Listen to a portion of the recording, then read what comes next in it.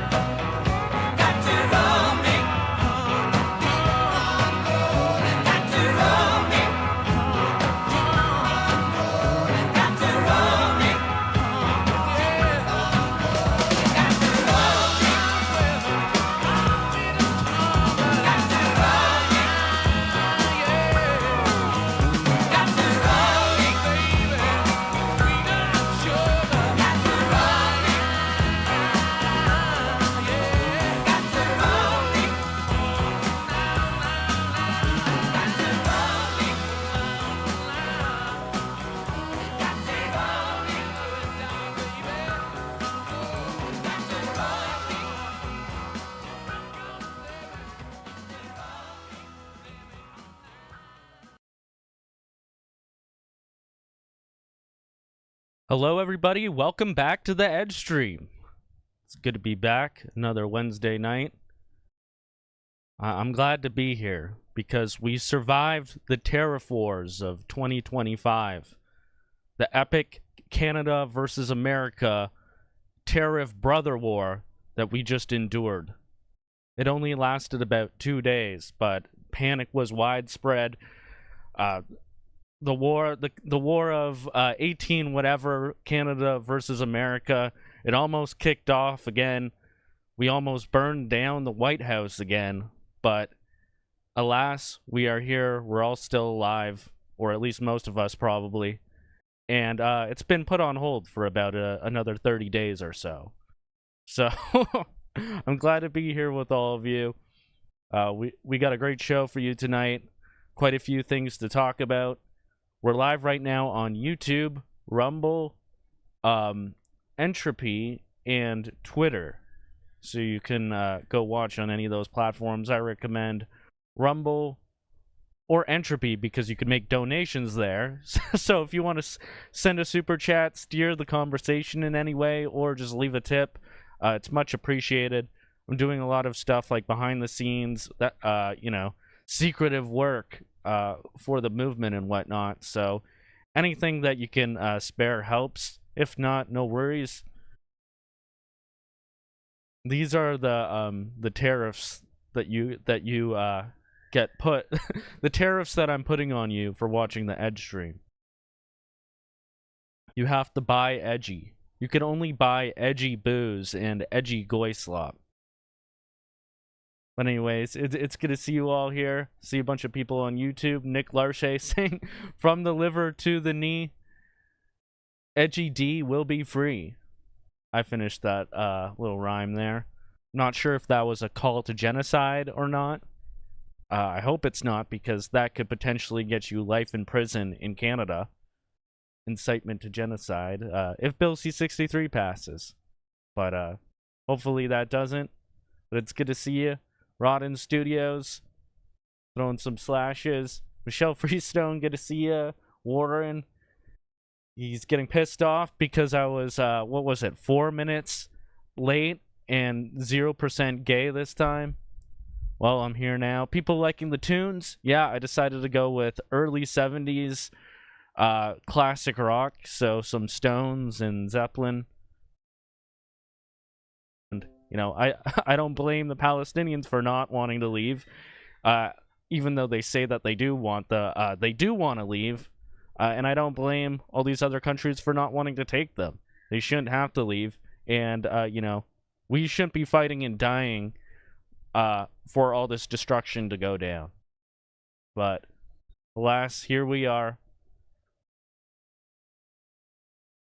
We'll also be getting into the Australian guys. Once again, the Aussies are doing a lot of work. They're speed running, getting sent to the gulag, and they've been sent to the Twitter gulag by Elon Musk. It seems to be on behalf of the government, which is quite a development. Like, we know that people get censored every day or banned on different social media platforms, but this seems like another step down the direction towards pure censorship on Twitter from governments. So we'll look into that. The Edge tariff. Yeah. 14.88% Edge tariff.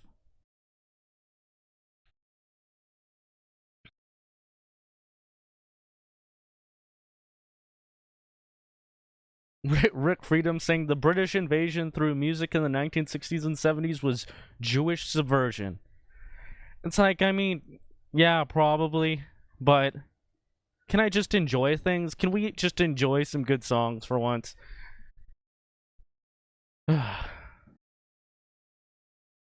See what's going on Rumble. Good evening, everyone there. M1 Dot, Corporal Brian, White Dread, good to see you. Wild, Koala Mama. Ivy over on Twitter saying this is going to backfire on Trump. He should have actually let them live on the land, helped them rebuild, giving them jobs, and secured their shelter. Yeah, we'll get into that and see what he's decided to do. There's a lot of double speak, a lot of soften language in order to hide the intentions of what they're actually doing. A lot of happy, fun words to describe genocide and displacement. But we'll look into all of that, of course. Oh, and over on Entropy, we have Bullock. Great to see you, man. And Al Stern. Bullock with a super chat saying, looking forward to your next movie release. Okay. I appreciate that, man. I appreciate the super chat. And yes, I'm working on a really big project. It might have something to do with a tour that involved many roads. There was definitely a lot of rage involved in it as well. And there might have even been a splash of terror. But there will be a documentary film about it, and trust me, it's really good. So I'm really excited for you guys to see that when it comes out, and it should be somewhat soon. So thank you very much, Bullock, for that. What else did you say? At the end of the 30 days, Mark Carney will announce a GDP boost by granting citizenship to 1.8 million Gazans. Well, yeah, that's always a possibility at this point. Like, Trump's already got Canada by the balls here. He made Trudeau and Ford pathetically rattle their sabers. Just to recap, to put it all into context here, Trump has been threatening this tariff war against Canada since his first presidency. The last time I saw it was in 2020, and Doug Ford was saying something about it, saying that, we're not going to take this. You can't do this to us. Well, fast forward to 4 or 5 years later, and it looks like he would do this, and he did. So, in comes all the reeing from all the Canadian politicians and the media, and it seems like they're just as out to lunch as the Canadian people because, they've spent all this time shitting on Trump and making him seem like Hitler 2.0, and they don't have a direct line to him. They're just as in the dark as a lot of the Canadian people, I feel. And they've always turned their nose up to him and, treated like him and any of his supporters are literal neo-nasties, and that Trumpism is creeping towards Canada every time something remotely based happens over here. So they've been cut off pretty much, and they just have to cling on to this new pathetic sense of patriotism, of Canadianism, which was not there before. Before it was all just let refugees fuck your wife, don't have any children for climate change, and 6 million dead children buried under residential schools. Let's cancel Canada Day. But now we got to be all patriotic, of course. It's really just pathetic. So now Doug Ford, Justin Trudeau, all rattling their sabers, saying they're going to do the retaliatory tariffs, 25% on Canada and on Mexico, I believe it was, and 10% on China. And, they're Doug Ford and Justin begging people to buy only Canadian booze, taking all the other booze off the shelves and making a big deal out of it, ripping up the Starlink deal. So hopefully Derek doesn't get his internet connection cut off there next month out there. It seems like he's just punishing Canadians too. Like, we know that tariffs against America are only going to hurt Canadians as well. But at the same time, then you have the Maple MAGA bootlickers who are literally just begging Daddy Trump to annex their anuses, or, they were all about, Canada, freedom. And then the next day, they're all for becoming a 51st state. Which obviously means, if on top of being traitorous and treasonous to Canada, in a sense, you're also relegating yourself to being one state out of 51 compared to all the different provinces that we have. So you're really centralizing power and becoming more of a globalist when you do that. It doesn't really make any sense, but this is why I don't like all this discussion and talk about this. It's such a fake and gay trade war with like so many different psyops going on at once, and there's not really a good solution for us here in Canada or a way to win it. Like we're just gonna eat shit if the trade war happens or it resumes after these 30 days. And even then, now they've got us by the balls. And the most we could hope for is that Trump just makes Trudeau do like relatively good things, like crack down on the border and stop the flow of fentanyl as much. But even that as being an excuse of why the trade war is happening, I think it's pretty evident that it's ridiculous to say that Trump is doing this trade war, and all the people saying it's all Trudeau's fault. It's all Trudeau because he let all this immigration get out of control, and he let all the fentanyl in.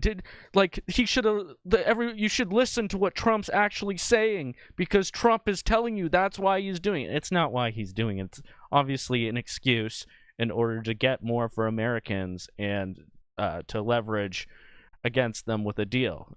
Because I guess Canada has been allowed to have this deficit run up for far too long, and Trump, being a businessman, doesn't want to let that continue. And it's not really good for us for this to happen, but let's hope some good things could come out of it.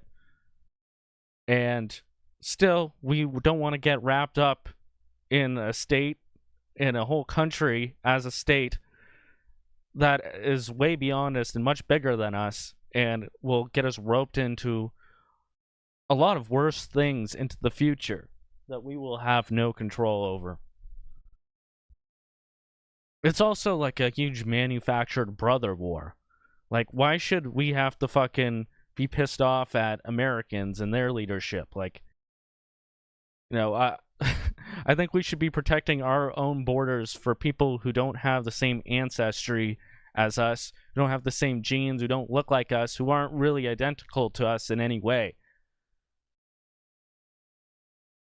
And we should be working together to at least make good diplomatic relations with those people who aren't like us and aren't here, so we could do business with the ones who, and proper diplomacy with the ones who we can benefit with some trade or some reasonable relations with, like China or different different Asian countries that are producing things, like, say, China with their new DeepSeek AI, which seems to be blowing our AI out of the water. It's apparently sent NVIDIA down and got their stock prices plummeting. So, we can't be fighting each other here in North America when things like that are going on.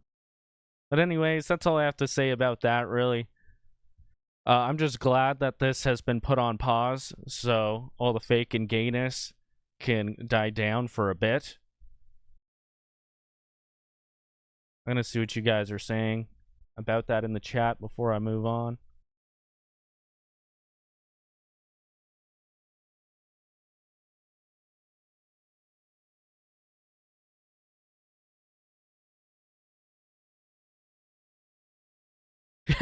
Lee saying Tim Pool is gonna kill us all. Yeah, he was talking tough, like the LARPer in the beanie that looks smaller and smaller each day. His beanie is getting smaller to the point where it looks more like a kippa covering the bald spot. Wait, covering the bald spot on his head. His whole head is bald. That's why he wears the toque in the first place. But yeah, a lot of people talking tough on both sides.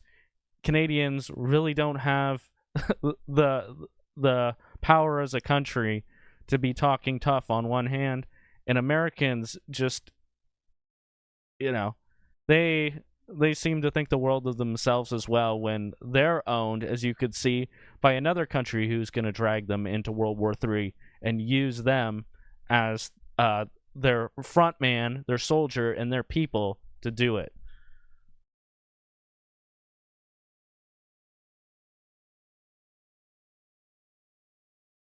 Tim is probably going to kill himself. He's not been doing his own show lately.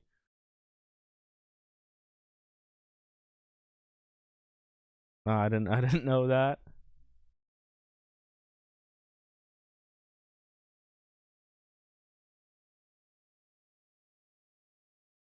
China is East Asia. Okay, yeah, I was getting confused. I was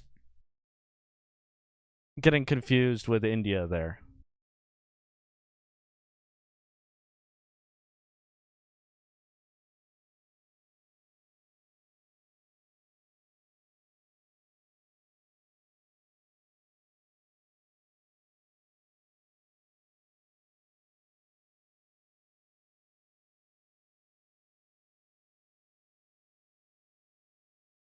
Somebody's saying, anyone else think Israel has nukes hidden the West? Pretty good leverage, might explain things. I I would have no idea about that. Wouldn't surprise me. Also, they're claiming that there's nukes being built in Iran just ahead of Donald Trump visiting with Bibi Netanyahu and declaring this new, I guess you could call it a real estate development in blown up, destroyed, nuked Gaza.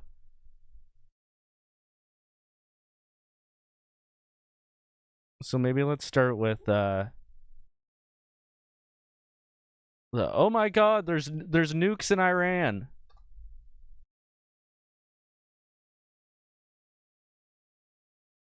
Now, where have we heard this before? Remember after 9/11, that whole debacle, obviously. I think towers don't usually fall like that on free fall speed when they weren't even hit by a plane. Tower 7.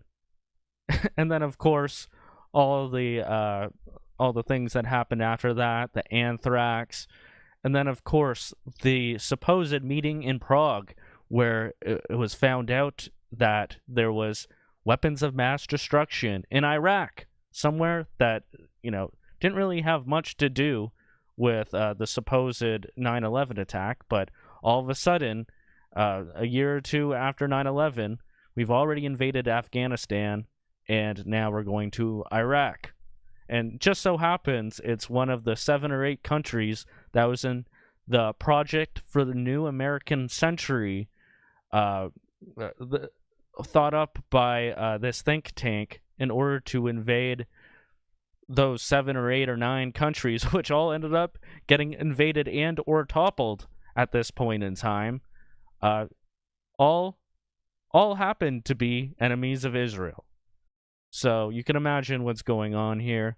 The weapons of mass destruction in Iraq, it was floated by supposed Israeli intelligence, anonymously given to Washington Post, New York Times, certain persuasions of journalists or editors were entrusted to deliver these stories.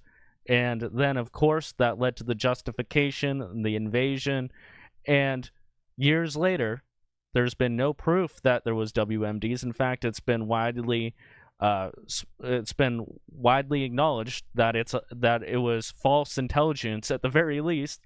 Yet we invaded a whole country over it, and there's been nobody has been held accountable. In fact, the people who spread the lies got promoted. And once again, you could see these kinds of things being floated usually is a premonition for something is going to happen. And Syria recently has gotten toppled.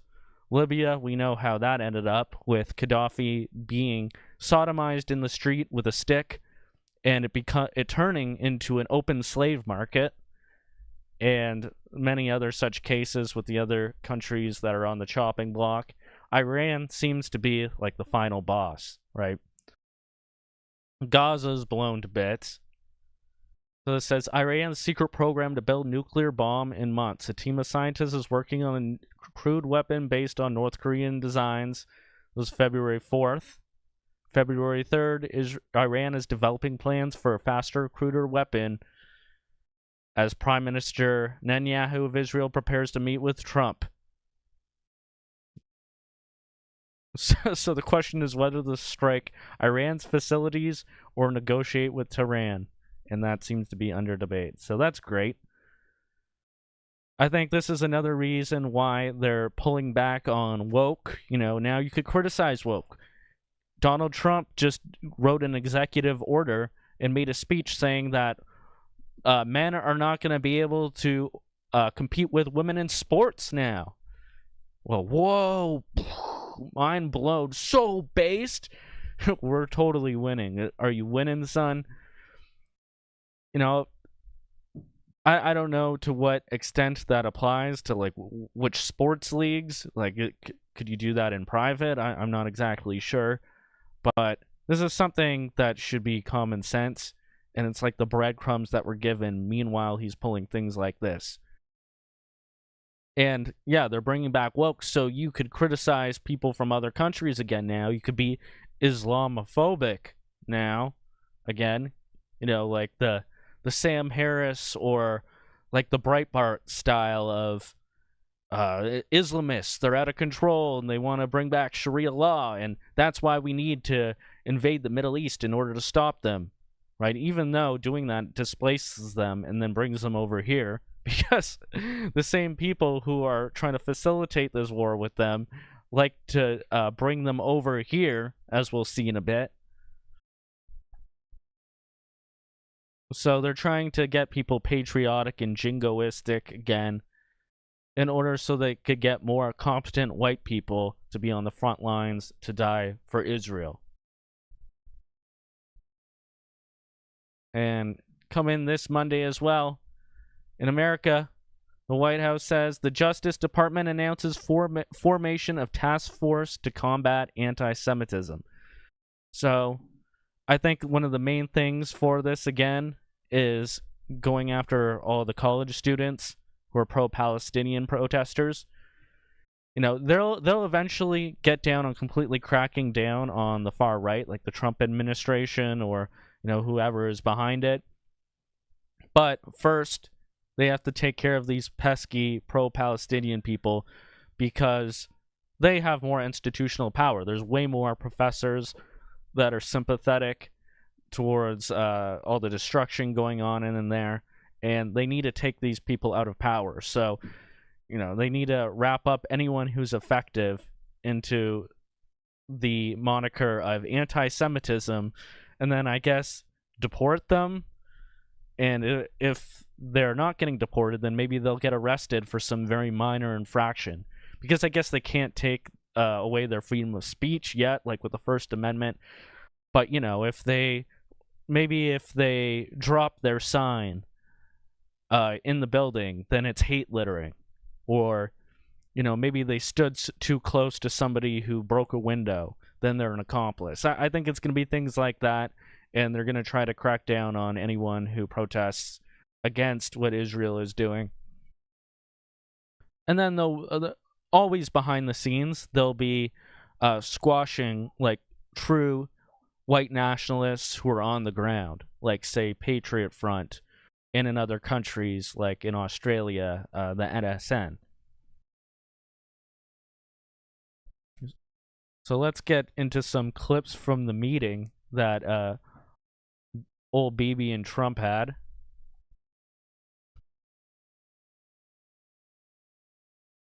Okay, no, first you have to see him pull the seat out. That's the funniest thing.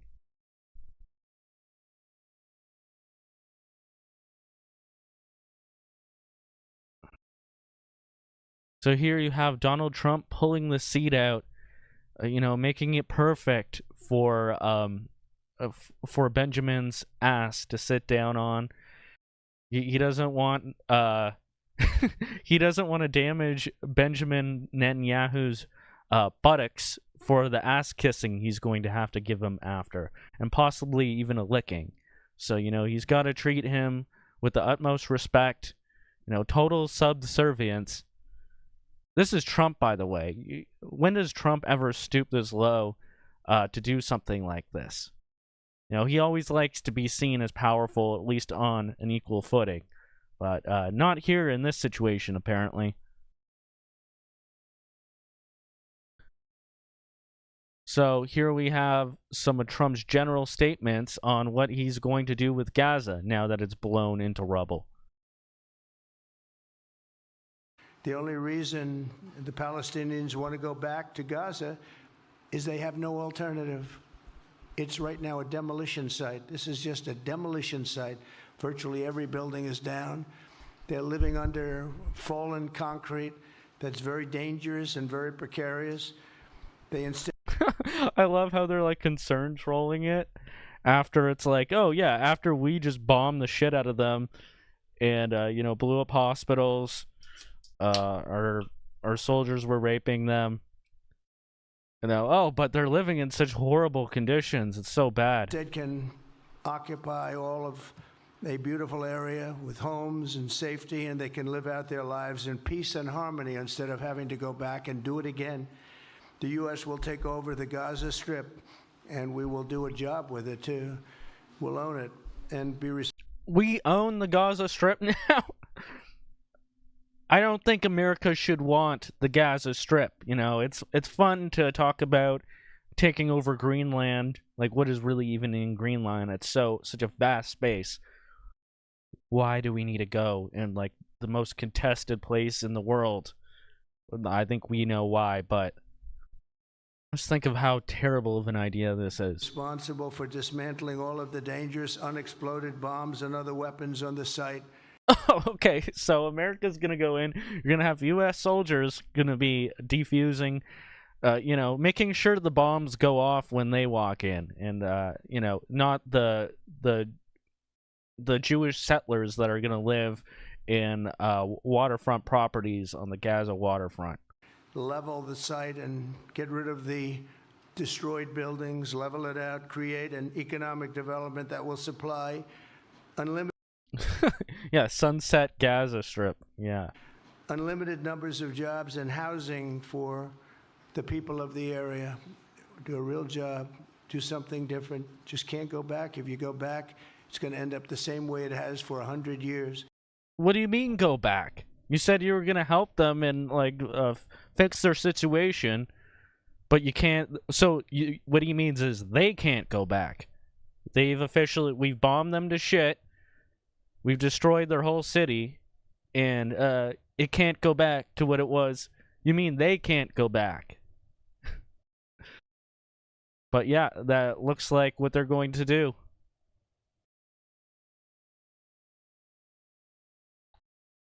Now, Gaza belongs to Israel, but they're going to send Americans in and get them to be the front man to clean everything up and, you know, get exploded by all the bombs that are there or all the leftover Hamas terrorists, right? They're so evil and they're so destructive, but you know, we're the ones who have to go deal with that and then clear it up so that who can go live there? Who's supposed to be living there? I think we know who is going to live there. Are we going to be building like new underground? Like they said, oh, we're going to clear out the tunnels. So are they going to make new kosher Jewish Shabbat tunnels and just fill it up with mattresses? No, we can't use tunnels to stop our people from being genocide and have like a counterinsurgency against it. No, we've got to fill those up with mattresses and what do you call it? Mitzvah baths, because they have to be built into the ground if we're gonna do our weird Jew magic. And you know, we gotta have some place where all the Jewish pedophiles throughout the world can come and hide and seek refuge in, because you know Israel is known as a haven for that. You know, and they'll reserve like the best buildings, the best waterfront hotels for all the spies who have ran away, right? Like Jonathan Pollard, who Trump pardoned and immediately went back to Israel and kissed the ground and met with Bibi there. You know, a traitorous spy to the country of America. So that's going to be a lot of fun. I didn't realize that Trump was going to come in on like pure Trump apprentice fashion and literally turn it into like his property front. Trump towers all throughout Gaza.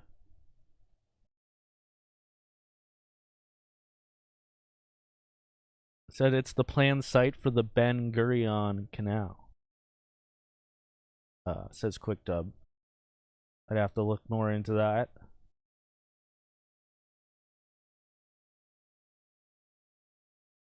Seems like we have some super chatters on Rumble.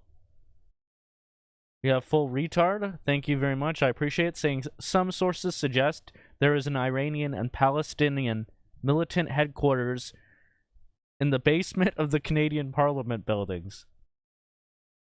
I don't know. Is that something that Trump said in order to justify a tariff war against Canada? You know, I've literally never heard of that. I'm not sure if that's a joke. Big if true. But anyways, thanks for the super chat. We have a fight going on with Uncle Kenny and Tarpsoff. Tarpsoff would push in my chair, and Uncle Kennedy listens to Nelly Furtado. Very interesting what's going on there. If you guys want to keep fighting via super chats, feel free to do that. Yeah, I guess that's all part of the Edge tariff. So keep them Edge bucks coming in. By the way, I just got my $200 Ford bucks. So that's enough of a bribe I need for my stupid goy brain to vote for him in the upcoming Ontario provincial election that is happening for some reason.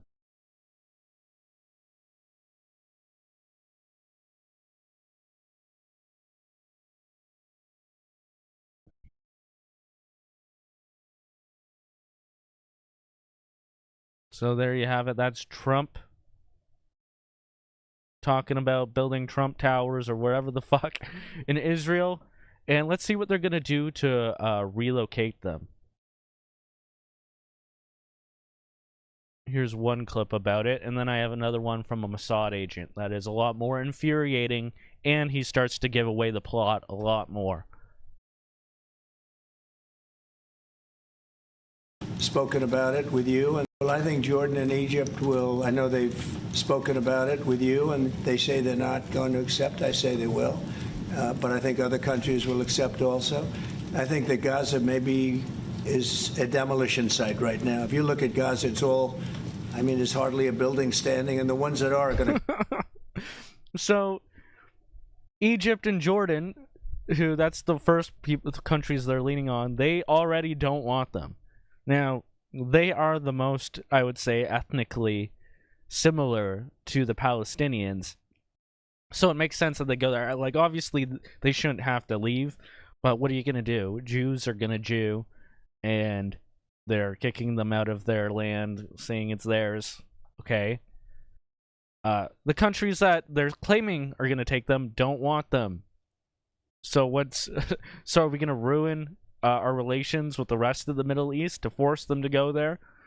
I mean, obviously, that would be a better option than them coming in the West. And I wonder if Donald Trump is going to admit that soon, that is going to be the plan in many cases. Collapse. You can't live in Gaza right now, and I think we need another location. I think it should be a location that's going to make people happy. You look over the decades, it's all death in Gaza. This has been happening for years. It's all death. If we can get a and whose fault is that? Once again, the gaslighting by these people is incredible. Beautiful area to resettle people permanently in nice homes and where they can be happy and not be shot, not be killed, not be knifed to death like what's happening in Gaza. And right now you have in Gaza a very dangerous situation in terms of explosives all over the place, in terms of tunnels that nobody knows who's in the tunnel. The whole thing is a mess. And I think that if we can resettle, and I believe we can do it in areas where the leaders currently say no. I mean, I've been saying that with Mexico, having to do with the border and all of the things, and you saw what happened, 10,000 soldiers, and they're going to do a good job. I really believe that, and I believe Canada's going to do a good job also. And they said... What does that mean? Canada's going to do a good job? Good job at what? Are we going to take these Palestinian refugees that you displaced, that you murdered their families with Israel? That you helped do, that even our country gave aid to and helped do. And they're going to come here? Now, he's not saying it outright, but is this what the leverage is supposed to be about with this trade war? Is Mexico going to take in all these displaced Palestinians? Certainly sounded like that there. Is that what that sounded like? The same thing, and then they did something much different than what you were hearing. This is a very, very difficult situation, but we're going to get it solved. I don't think people should be going back to Gaza. I think that Gaza has been very unlucky for them. They've lived like hell. They lived like you're living in hell. Gaza is not a place for people to be living. And the only reason they want to go back, and I believe this strongly, is because they have no alternative. What's the alternative? Go where? There's no other alternative. If they had an alternative, they'd much rather not go back to Gaza and live in a beautiful alternative that's safe. So he's speaking for them. Trust me, they don't want to go back there. I've spoken to them. I've talked to them all. They they hate Hamas. They're terrorists. Okay, they wanted to be bombed to shit and then sent to other countries once half of them are dead or maimed.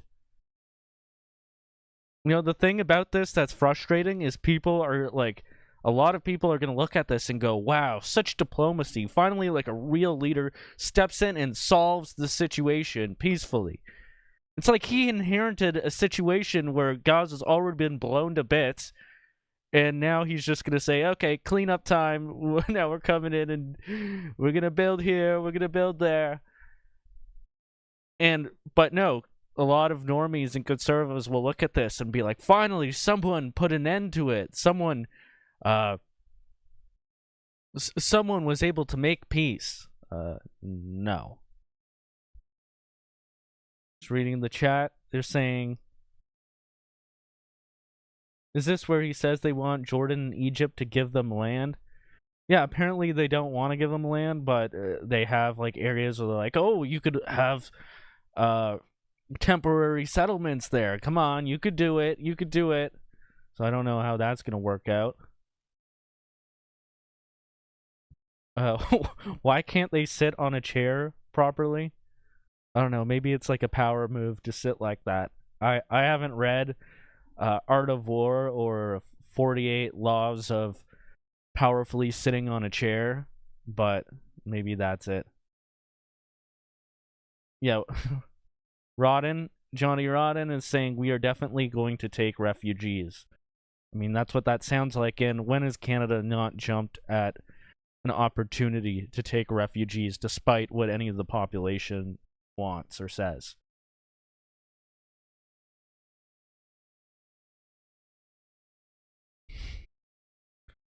Primo saying, I'm starting to think we can get that hat off Tim Pool's head. He has another smaller one underneath.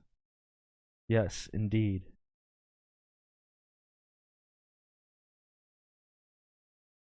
Okay, let's check out what Mossad is saying. Mossad, the organizations whose original motto was by deception, we will rule. And Bush will take over the Gaza Strip.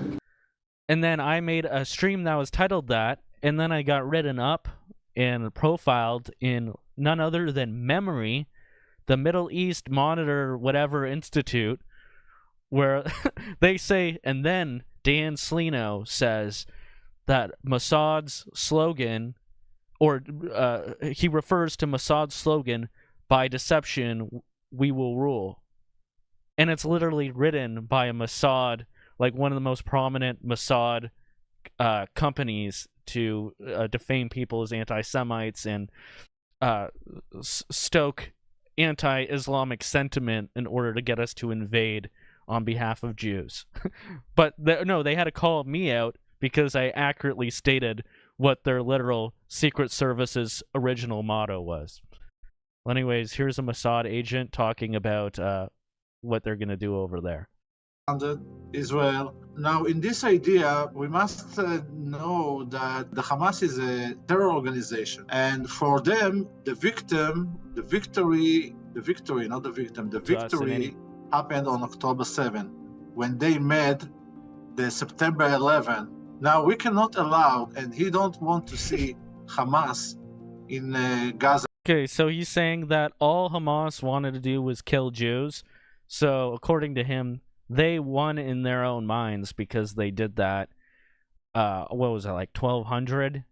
Now, I don't believe that number. I think it was a lot more. And I think there's quite a bit of evidence that they let it happen to some extent so they could have this problem, reaction, solution. I'll show a little bit about that in a second. But, yeah, this is like, once again, it's kind of like how our countries, especially Canada, defines Putin as some kind of illogical actor who just wants to kill everybody. This is what they do with Hamas. Not allowed, and he don't want to see Hamas in Gaza anymore. And I tell you what, even the Palestinian Authority don't want them, because they took over Gaza and they killed many of the Palestinian Authority people. So they. And wasn't Hamas put into power partially by Israeli backing? Like, I know that they were working towards making peace under the Prime Minister of Israel. I forget what his name was. Was it Shitzak or something like Yitzhak?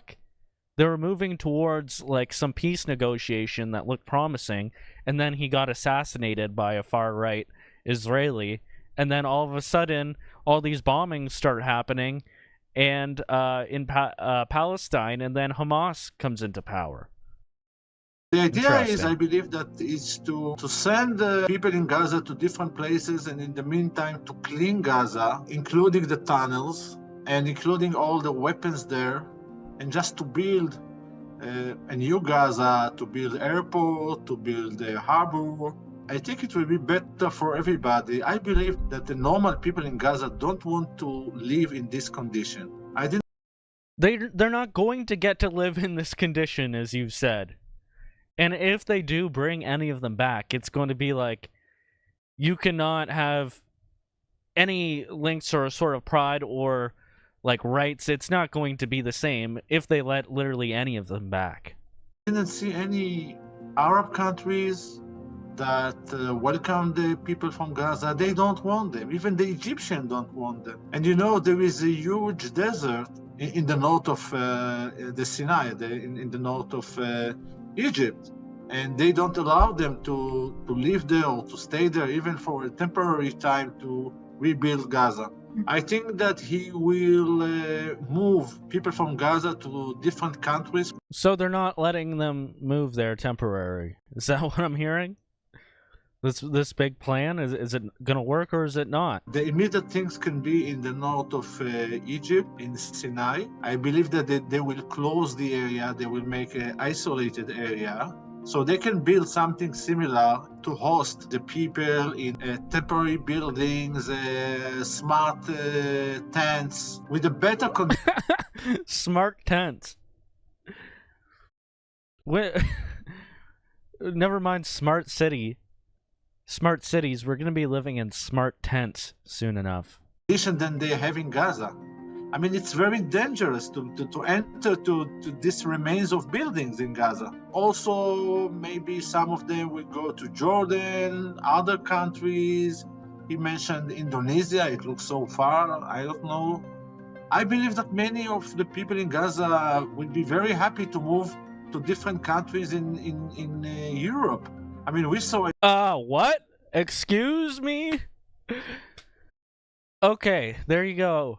Mr. Mossad agent finally lets the quiet part out loud. That even Trump was smart enough to not disclose at this point in time. 1 million people from Syria that came to Europe. And I believe that if each one of the countries will say, okay, we are going to have 50,000 people, we're going to give them passports and everything, and we will help them. I don't have to use them. Great, we'll just have them. 50,000 of them, bring them over here. Trust me, it's fine. We just destroyed their country or helped destroy it, and we'll just bring them over here. And I guess Trump will deport them if they're too anti-Semitic on campus. Okay. Interesting. The word transfer, it's not a transfer, okay? We will not. Listen, Goy, it's not a transfer. You know, these words that you have, think about the words that you think are bad, they're actually good, okay? solve any problem with this. But I believe that he came with a new idea that, hey, I'm going to destroy the war machine. And it will be better, okay? I think it's a great thing also for people in Gaza. They're afraid to say it. And this is a black day. And Oh, trust me, Goy, they want this. Yeah, I talked to them. They wanted to be blown to bits and then relocated into smart tents in Egypt, maybe Europe. Trust me. Okay, yeah. Well, why don't you ask them? Why don't we hear from them? Oh, wait, they're not allowed to speak to the rest of the world because you've cut them off. very sad day for the Hamas, for the terror organization that made the massacre on October 7th. The Bible says, And of course, October 7th. They were just dying to have another Holocaust narrative in order to shove that down everyone's throat and enact whatever laws or influence that they want over people. And it's so funny because we know about groups like Israel who bring all these displaced refugees from the countries that Israel wants bombed, and then these countries get destroyed, and then they help move them all across Europe and the North America and the West. They're like the biggest organizations for bringing migrants into places that helped get them bombed in the first place and to overtake white countries. And they want to bring woke back. I mean, they want to make criticizing being woke cool so that the white man will come and fight for them again in the Middle East. And, they'll let Trump say things like, oh, those Haitians, they're eating the pets. It's terrible. But if you say who is bringing the Haitians into Ohio in the first place, which NGOs were responsible for placing them there or for enacting the legislation that allowed them to come there in the first place, you'll find once again who's behind it. Well, so you could criticize the Haitians for eating pets. It's kind of funny, but you can't say who brought them there. No, that's anti-Semitism. And they have a whole task force in order to, I don't know, maybe deport you, throw you in jail for daring to speak that. This post from David Icke, who's been covering this kind of thing for a long time, he talks about Greater Israel here and what he thinks the plan is. And, most of this stuff we've already touched on, but I think he summarizes it pretty concisely. He says, so predictable. The plan all along was 1. Allow Hamas to breach the security fence on October 7th with no response. I mean, yeah, that's interesting. Some people will say, no, they were actually just like that skilled that they were able to hand glide into Israel and do all this and that. But, I haven't looked too deep into that. I think it's probably a bit of both.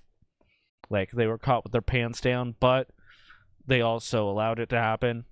I'm sure you could find examples of both. It says, 2, use this as an excuse to mass murder tens of thousands and create Trump's building site. 3, say no one can live there now, and then Palestinians must be moved to other countries, aka ethnically cleanse the land. Then Israel annexes the occupied Palestinian West Bank, secured by Miriam Adelson's $100 million support for Trump. So that's Sheldon Adelson is the top funder who bankrolled Trump the first time around. Now Miriam Adelson is his widow. Not to mention, I think 4 out of 10 of the top donors for Trump were Zionist Jews. Elon Musk being number 1, but you've seen him in Israel at Auschwitz with Ben Shapiro, wearing the hat, bowing down, touching the wall. So you could tell where the influence is there as well. So number 5, redevelop Gaza as a seafront resort for Israelis. Number 6, move on to secure Greater Israel and replace the Al-Aqsa Mosque in Jerusalem with a rebuilt Solomon's Temple. Yeah, so the third temple, the Mashiach, all their fake and gay prophecies that they want to fulfill to usher in, I don't know, end times, them ruling the world. One or the other, or both. And I guess that they're trying to rule the world from Greater Israel. I don't know how much these prophecies actually have any coherence with reality. Like, is Donald Trump, after they rebuild all the Gaza into Israeli waterfront luxury properties, and then they rebuild the temple after destroying the mosque, is Donald Trump gonna walk the red heifer unscathed, the red heifer, the perfect red heifer, on the walkway into the temple? Like, what's going on here? What's going on with all this Jew magic? Like, I think ultimately they just want to have, like, be the ultimate world power and have the most control from Greater Israel. But who knows what they're doing with this Jew magic as well.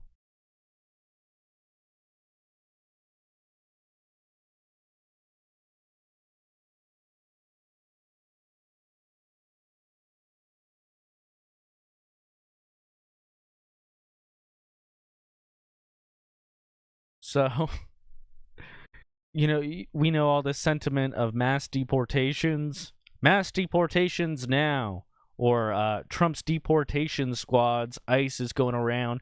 Now the White House is putting out numbers for how many illegals that they've deported each day, it seems. Now, the number is kind of abysmal. It seems like they're more concerned about deporting people from Gaza and sending them over here, potentially, in other countries that he could leverage against.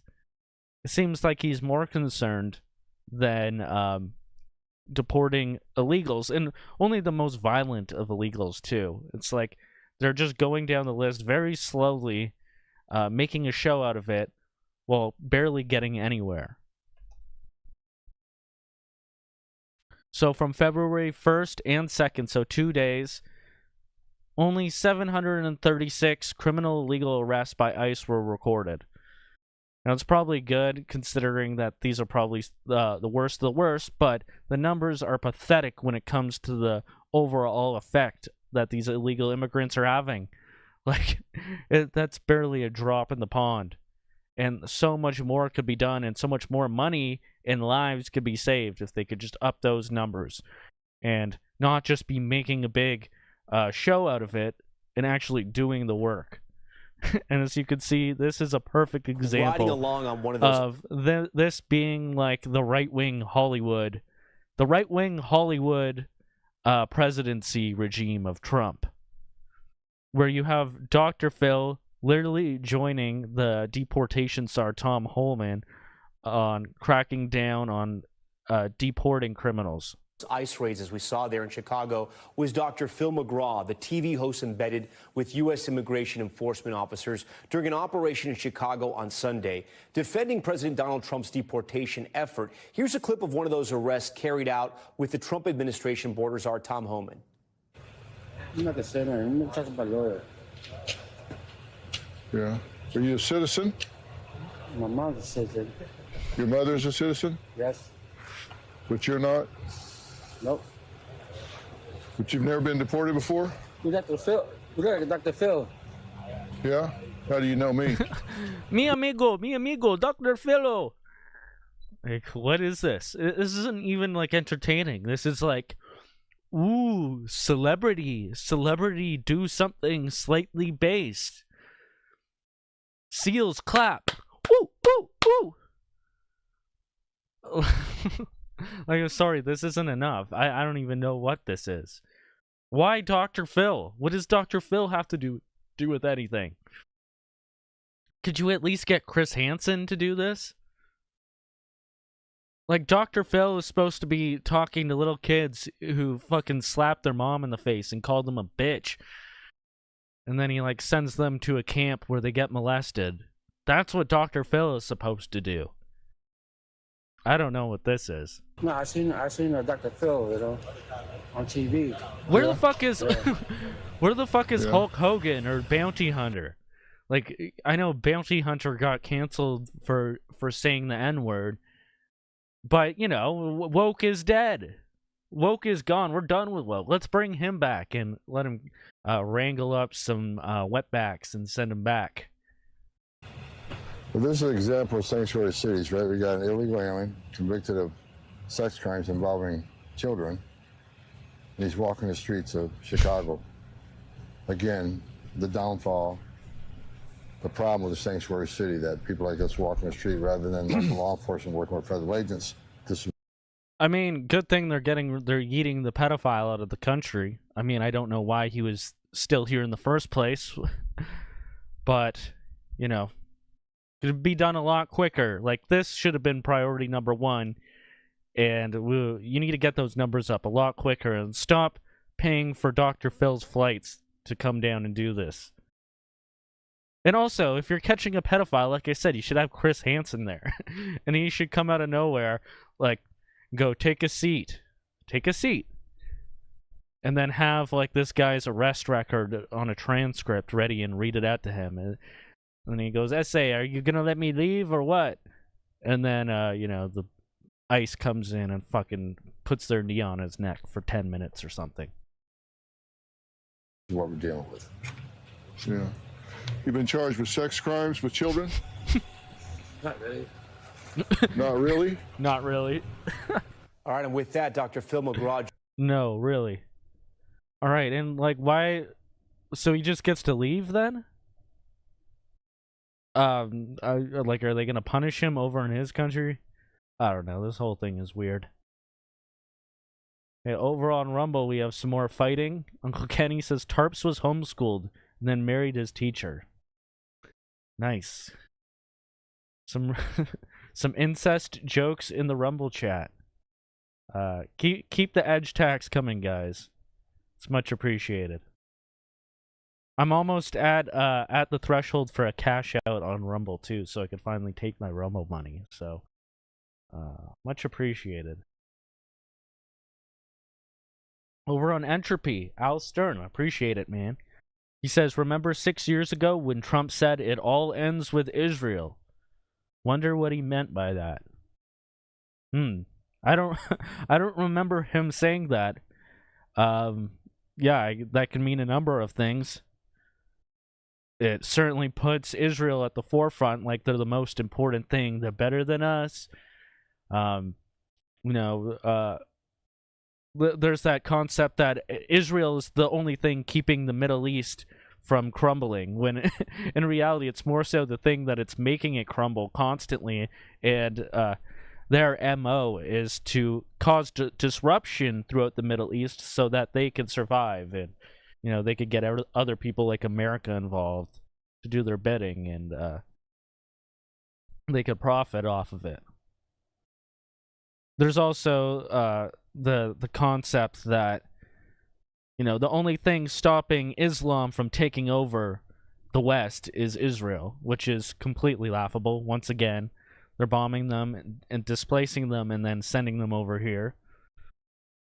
But Trump could also mean, because he's known Jews his whole life, so he may be more privy to like some of these esoteric Jew magic prophecies and whatnot, and he could be referring to the end times prophecies with Mashiach, or some Jews think, in Israel especially, think that like Trump is the Mashiach, because he's giving them a lot of the things they want, including the building of the third temple, potentially, as David Icke points out there. Could be ushering in the end times, as many of them would think. Anyways, appreciate that, Al. Yeah, Dog the Bounty Hunter rolling with ice. I'd watch that too. Hulk Hogan would be pretty awesome. Maybe Randy Quaid. Have you guys checked in on Randy Quaid lately? Okay, you guys got to see this. I wasn't planning on showing this, but it was too funny.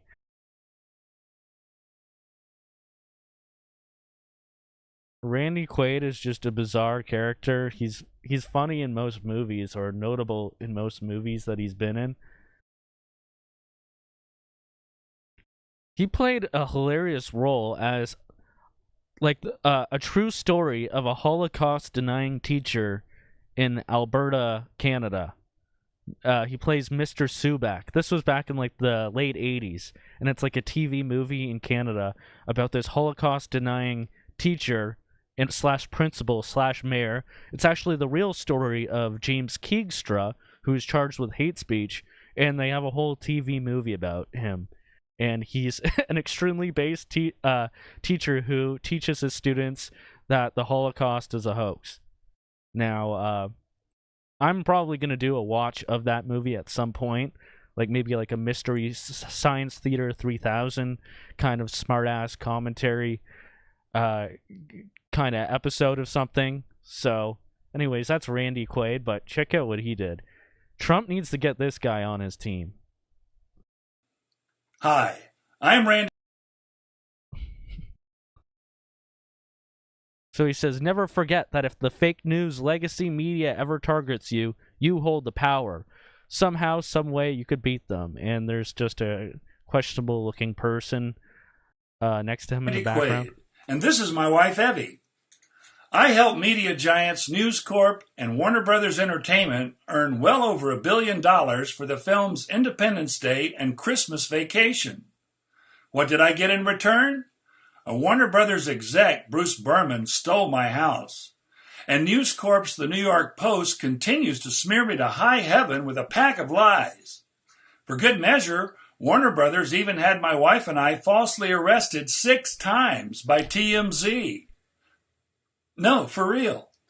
That's really how it works. I'm not sure any of this actually happened. PMC. Police media corruption. Ba-dum! Evie and I have been put through a living hell. Somebody says wife for an hour. No, that's actually his real wife that he's been with for like 30 or so years. I had to look it up too, because she looks like a prostitute, but I think you'll see why. Living hell of biblical proportion. So how do we retaliate? What do we do? Well, I still have a few tricks too. This is the very same shirt that I wore in ID 4 when I saved the world. Another act that Rupert Murdoch still hasn't thanked me for. So Rupert, you want to fuck me? I'm gonna fuck you. Evie, put this on. So Rupert Murdoch, I guess the owner of Fox News. Maybe you'll thank me for this. No, Cousin Eddie, no.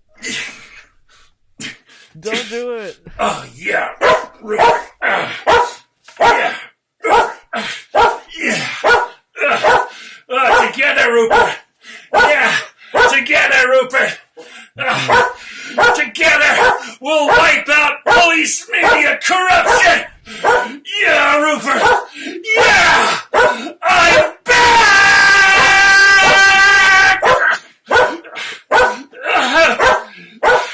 Okay. Well, I had to see that, so now so did you. Now Lee said something hilarious under the comments there.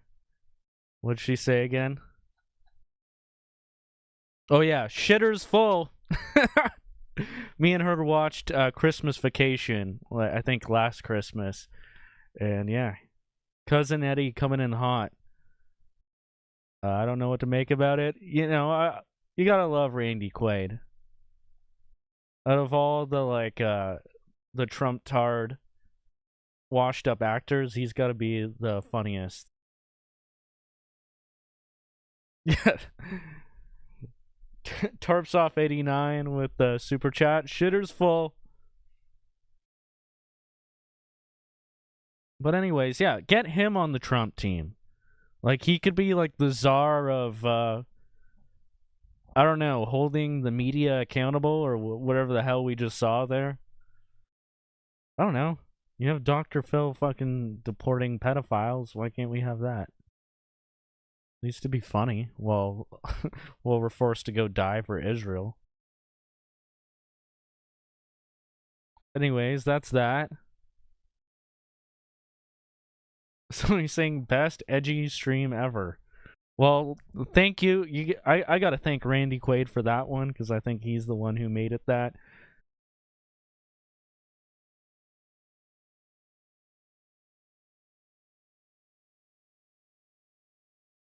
That dog was a paid actor. Yeah, maybe.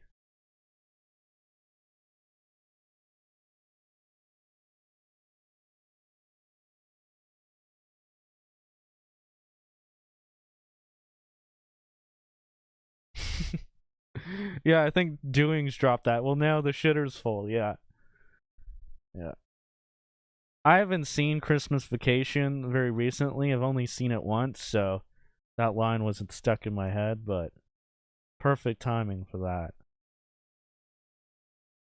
Well, anyways, that's Israel. That's Trump kissing Netanyahu's ass while still deporting jack shit and making a big deal of it with Dr. Phil and whatnot. I want to get into the Australian guys now.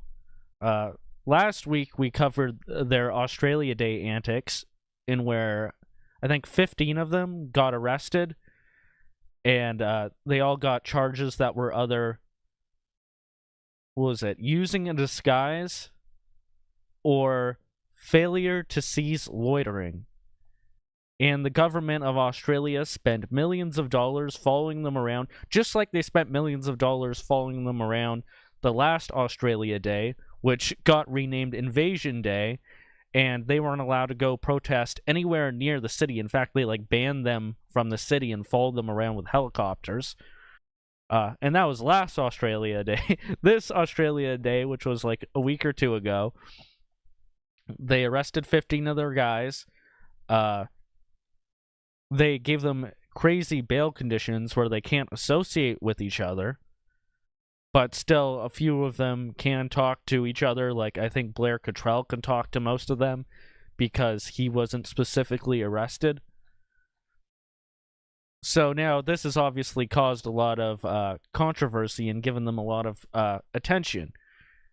The police are going above and beyond to arrest them for hate loitering, I guess, and all sorts of crazy shit.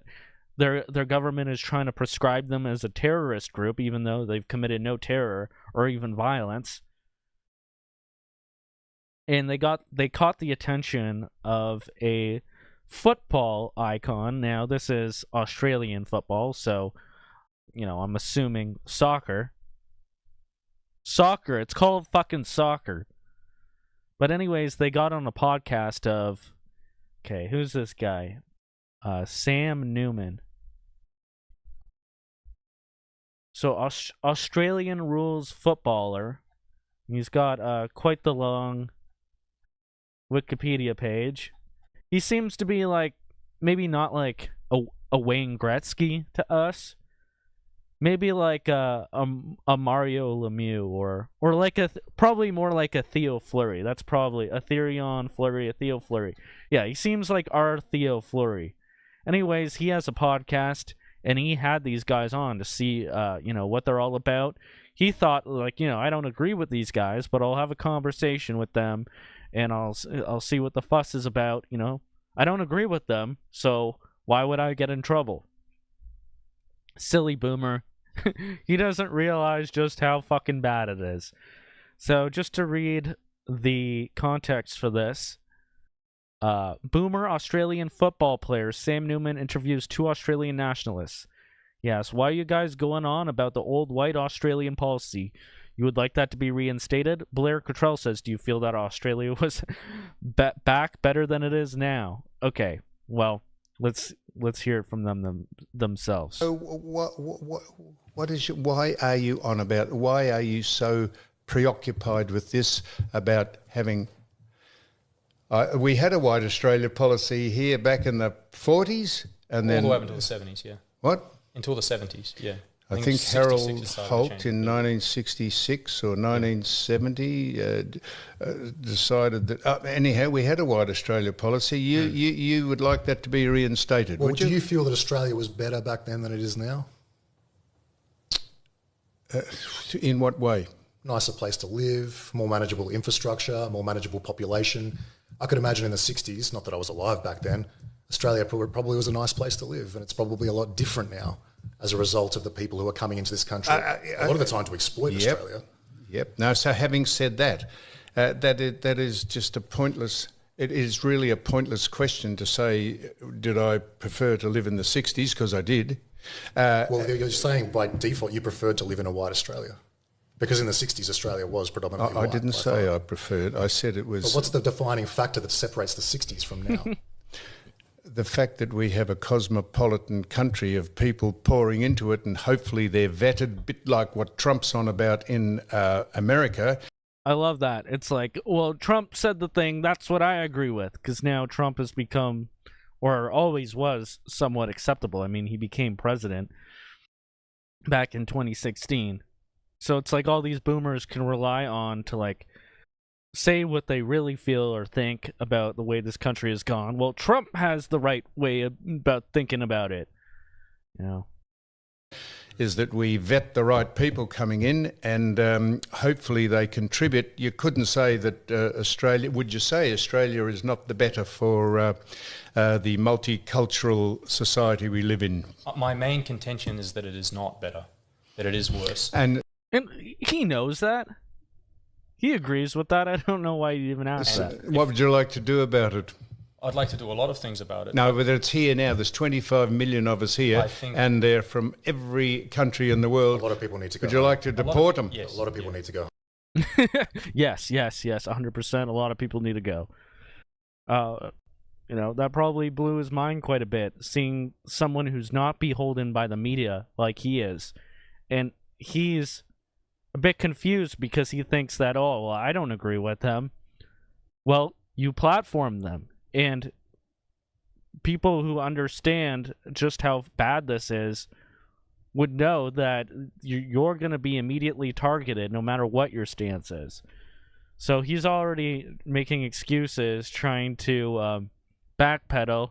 He said Sam Newman makes fresh claim about interview with neo-Nazi Blair Cottrell. So he's saying that he didn't know Blair was even going to be on. They took it... what does he say? Blair is a scumbag. He's a 24-karat gold scumbag. He's a starfucker and was deliberately mischievous. He wasn't even supposed to be there. He was an interloper. I don't know. Like, I guess he knows he definitely brought on Thomas Sewell, and then Cottrell came as well. But Cottrell is the one who's far less inflammatory, or has far less of a, you know, what do you call it? A record of saying inflammatory things in public, especially recently, than Thomas Sewell. But you could just see how badly they've cracked down on this guy. Just go to Sam Newman News. Sam Newman faces backlash for hosting neo-Nazis. Every lie that was told in Sam Newman's podcast with neo-Nazis. Sam Newman sparks outrage after hosting neo-Nazis on podcast. Worrying photo of Sam Newman emerges. This is like Herald Sun, Daily Mail, like AustraliaNews.com. Sam Newman gives platform to Nazis. See, they're all over this. He did not know what he was in for with that. And apparently it was a big enough deal that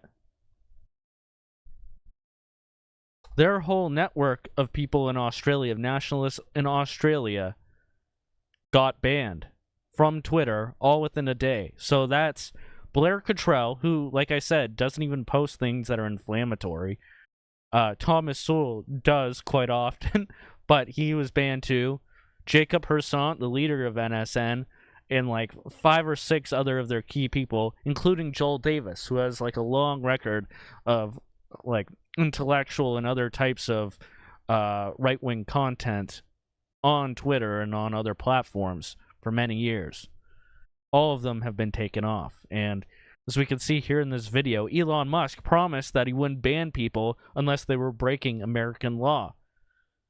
Now, what happened illegal, with that? We're going to take it down. If it's not illegal, then we're putting our thumb on the scale and we're being censors.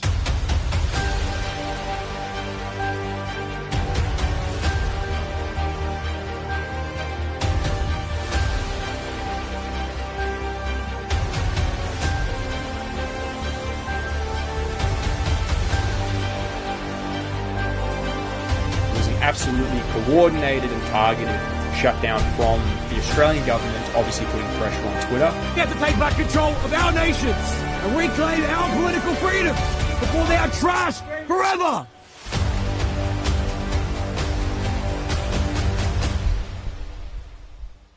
Something's illegal, we're going to... Yeah, and that's a great point. Like, he's completely going back on what he said with that. Not like he was ever saying that in good faith in the first place. Oh, see, Derek in the chat is saying that Australian football is its own sport. Okay. Yeah, I'm not quite familiar what's different about it, but that's interesting to know. Yes, a lot of people do need to go. Very true. Yeah, Blair had said that while he wasn't initially invited onto the show, he showed up just to watch from the offside, but then he waved them over to come join as well. So this guy's just looking for a scapegoat because he wasn't, he didn't know that he was going to get this much backlash. They're literally calling for his, like, Australian Football Hall of Fame position to be revoked. And they're all coming down on him, and he doesn't really know what to do. And, of course, the guys, they made use of their appearance on his show, and there's nothing disingenuous about it or like, taking advantage of him, other than the fact that this guy was probably in over his head. But he honestly thought he could talk to people that even if he thought their beliefs were bad and he disagreed with them, that he would be allowed to do that. Sadly mistaken, and now he's going to feel the pain, but hopefully that'll wake him up, and you know, others won't get discouraged, and instead they will get angered and invigorated in order to counter in whatever way they can this kind of tyranny, this censorship.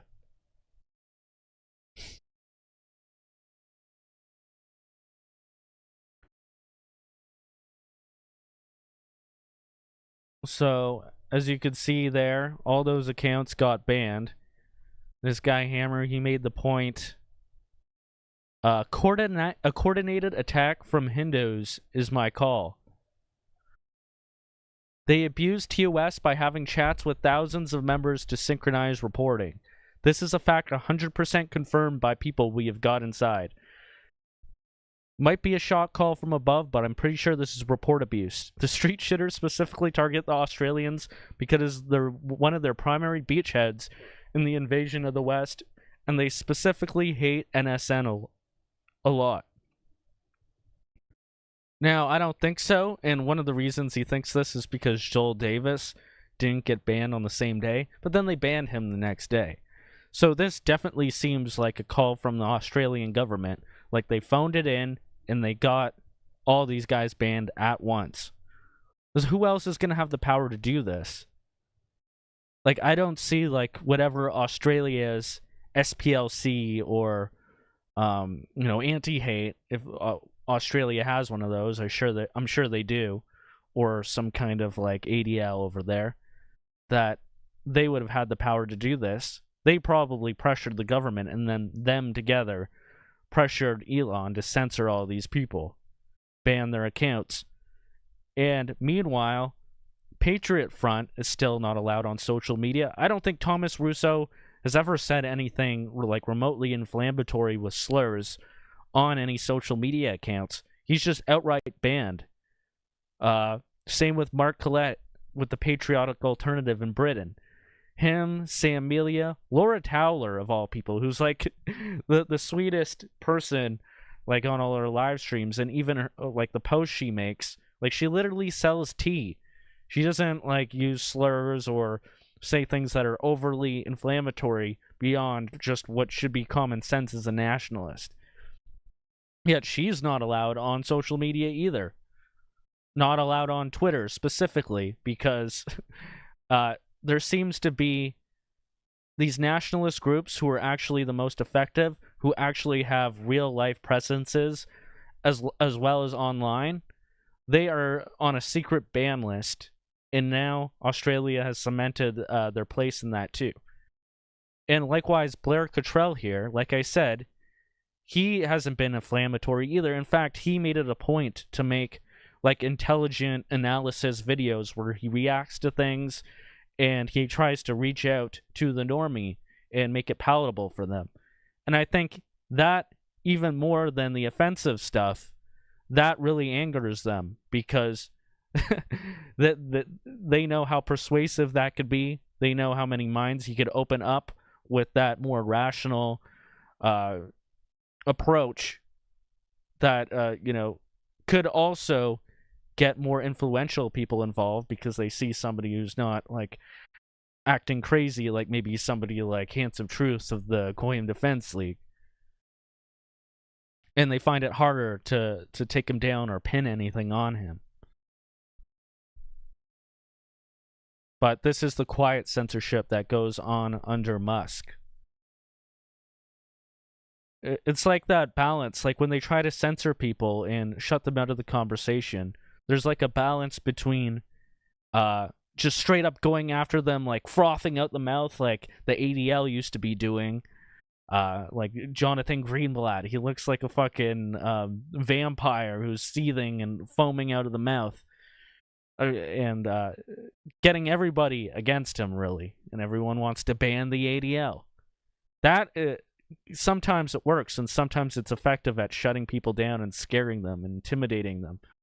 But other times it has the Streisand effect, where then everyone sees what they're doing, and then it, like Kanye West criticizing Jews, saying that they have all the power, and then they immediately send his net worth down below the billions into the millions, when he was like supposedly the richest black musician in the world before that. Like, these things become pretty obvious.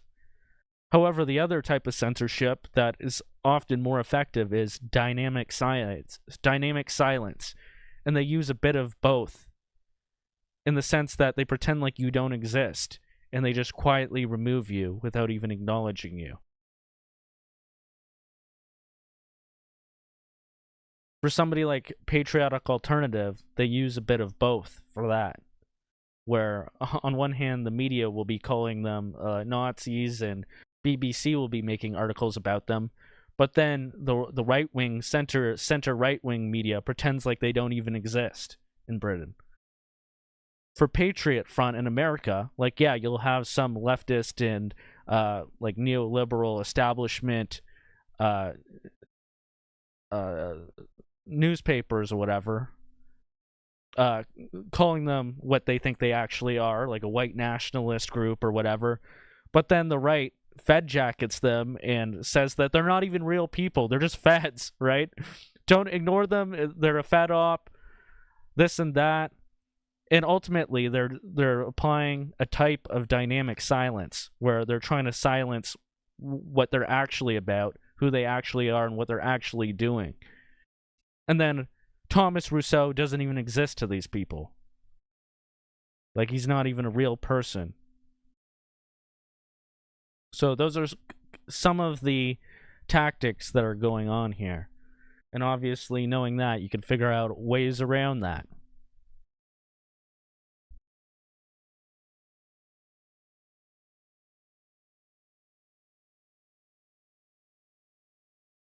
I'm going to see what you guys are saying in chat, and then I think that's about all I have for tonight. Oh, I do want to show you what it can look like once you get further down the line with nationalism and what they're trying to avoid us looking like. For example, in Poland, they don't want you to get to this level of noticing and organizing.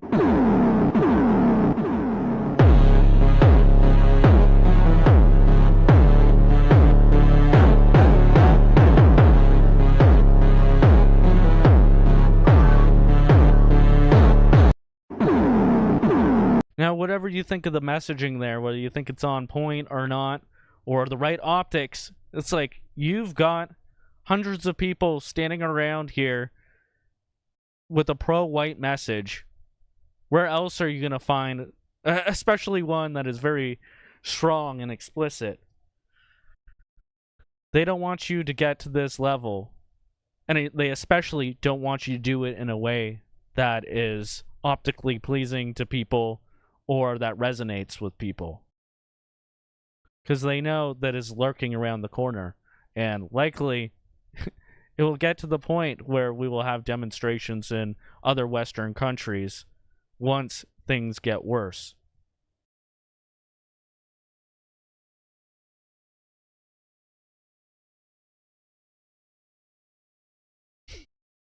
Draw off work on entropy with a super chat. I appreciate it, man. It says, here's some shekels, Goy.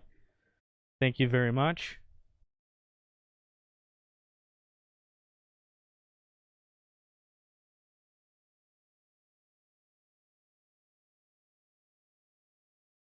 Draugr says, Rockwell talked about the difficulty of breaking through the media blackout and manipulation of the message back in the 60s. He even laid out a plan. Quote, you've got hundreds of people gathered for their people and you're blackpilling? Classic meme. Make it thousands. Okay, that's a bunch of comments from him in a row. But yeah, the first comment there, I watched like a documentary on YouTube that used AI to recreate his writings with his voice, and he explained a lot of his strategy on how he tried to break through other groups that he would join to like get his pro-white message across. They would try to temper it, or they'd get rid of him once they figured out what he was trying to do, or they tried ways around it to soften it, and then eventually he just went all out with what he believed in.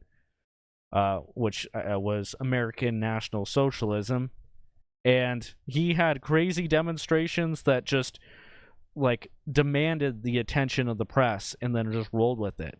He was like a hero and a villain, depending on which way you look at it. I said, cool, I'll check that out. Yeah, I'll give you a link to it if I can. I would think it's still up on YouTube because it was like mostly biographical. But who knows what the censorship YouTube has.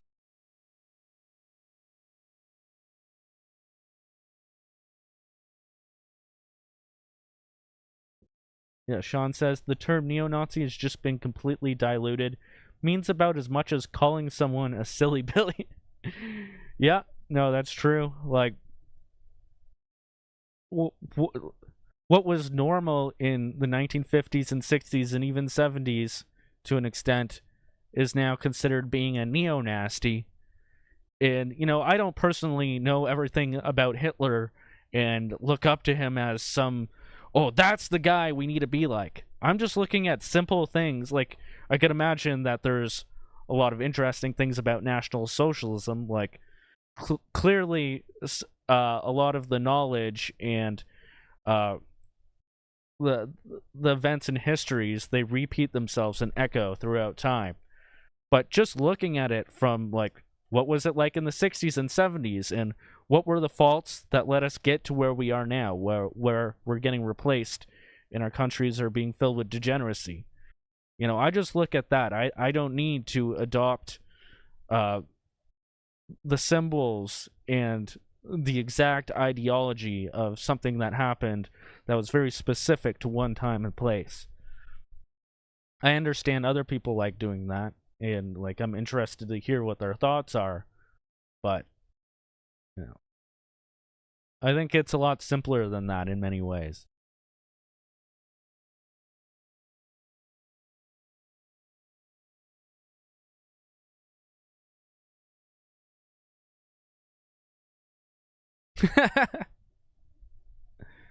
Rodden says, Edgy doesn't idolize Hitler. I did not see that coming. I'm burnt out from all the horrible Nazi puns from Elon doing his "my heart goes out to you" thing the other week. But, I'll allow it. Yeah, nice dad joke there, Johnny. Yeah. Lee says Napoleon. Yes, I do idolize Napoleon.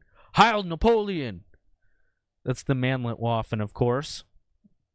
You know what? That's a great way to end it. If you guys haven't seen my stand-up comedy set yet, I'll play you the manlet waffen clip from that right now, and I'll leave you guys off on that.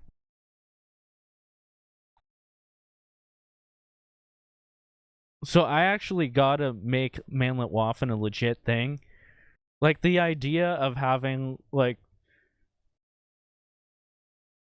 a comedic, meta-ironic, pseudo-terrorist group. Not actually a terrorist group, CSIS. Like, with its own pamphlets and flyers and website, is just hilarious. I think, you know, you might even catch some bait with the media for it, too, as well. But anyways, let me just load this up here.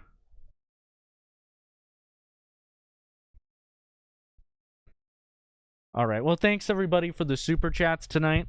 Like I said, that's much appreciated. I'm doing a lot of work behind the scenes, you know, whether it's for like mostly for media, but other things. Always appreciate your guys' input as well. I guess what do we learn? What do we learn tonight? I don't know. Let's pray that the tariffs don't put us into the fucking into the shit house. I guess buy assets that you may not be able to get at the same price if they do come back. Tribe and train and find your friends, of course. You know, keep your mind sharp, keep self-improving, and be the best version of yourself so you could help yourself and then help the people around you and be an asset to your community. I would say that. A lot of these geopolitical issues, there's nothing we could really do about it. It's good to know what they're up to and how you could be one step ahead, and also play the long game with your friends and family and community. There's no quick win over here. It's gonna be a long haul, so you might as well get comfortable and enjoy the ride. And thank you again to all the people who super chatted. And let's just hope that you don't get slaughtered in the upcoming war. And I don't mean the Zog war in Gaza. Hopefully you don't get drafted to that. But I'm talking about the Manlet versus Lank war that's coming in 2025.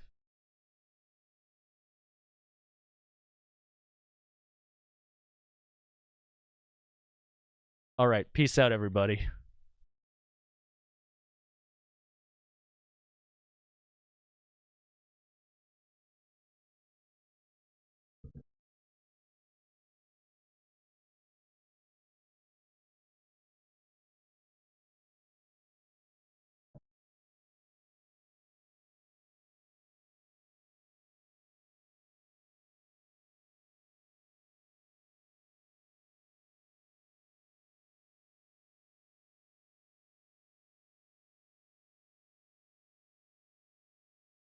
So after all that, you'll be surprised to hear that white people are not the most oppressed group there is. There is one group that has taken all the hate, constant attacks, based on immutable characteristics of their birth.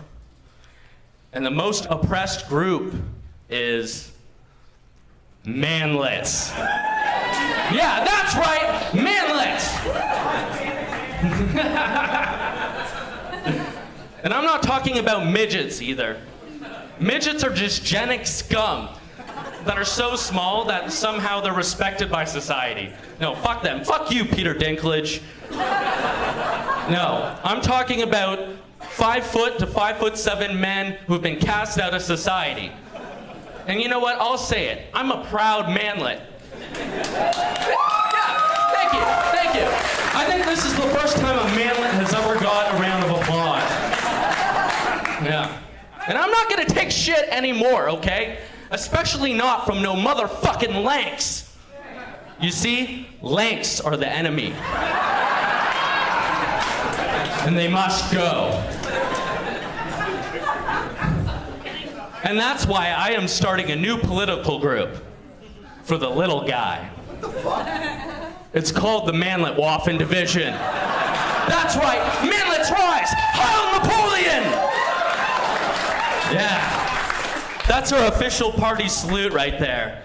It means that anybody above this height is Overmensch, which is German for, we're gonna fucking kill you, okay? That's right, so me and my paramilitary forces will be running around with machetes, severing people's bodies at the 5'7" mark. Carrying out the final solution to the leg question, to end height supremacy. Right? You see, this is a progressive movement. No more punching down on the little guy. From now on, we're punching up. Yeah, I want to show you guys what we have to deal with, okay? I have a little video presentation here. Okay. All men are not created equal, at least in size. We asked her to help us construct an experiment to test just how willing women are to date shorter men. And we found 3 brave volunteers. Stu is the shortest. How tall are you? I'm 5 foot. We put them in lineups 5 at a time behind a 2-way mirror. What would it take to get a date for Stu at just 5 feet? First, we made him an up-and-coming actor. No. No. Not. Then we said Stu had made millions by age 25. No. No. Not for me. Nothing worked. How come nobody picked Stu? He's too short. He's too short. Too short? We asked if there was anything we could add to make Stu irresistible. Maybe the only thing you could say is that the other 4 are murderers. Right, or convicted of some crime. That would definitely. Child molester. Or psychotic. Right. Right, exactly. yeah. And then we would say, oh, okay. Hello, Stu. Right. So what's going on here? You had to make those short guys almost like God to make them desirable, right? We finally made him God, and that's when they chose. You're great women. Why is that okay?